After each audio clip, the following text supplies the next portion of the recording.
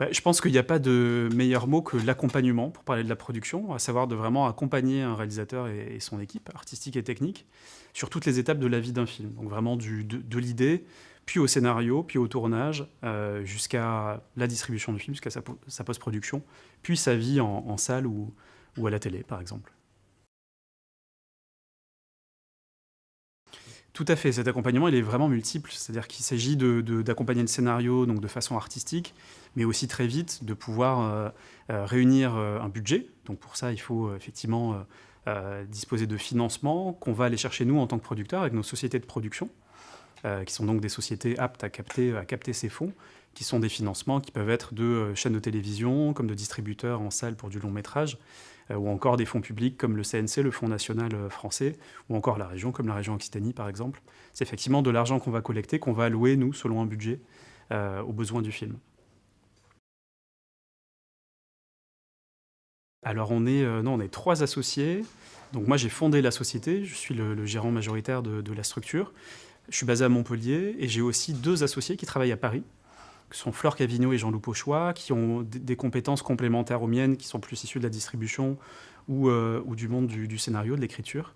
Donc voilà, on a un peu 3 forces qui se conjuguent sur des projets de courts comme de longs métrages et aussi de séries télé.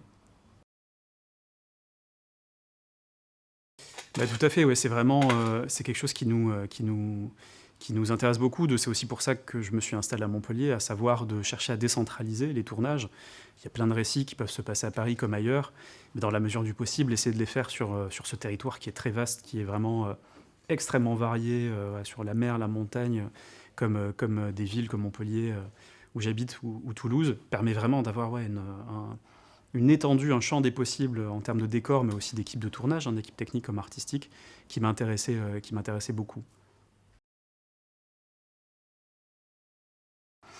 Alors c'est vraiment quelque chose là aussi qui nous concerne beaucoup parce qu'on travaille pas qu'en France, on travaille pas qu'en région aussi, mais à l'étranger. On a travaillé en Afrique récemment, au Mozambique, on travaille avec le Portugal, avec le Chili aussi aujourd'hui, on travaille avec l'Allemagne, avec la Suisse.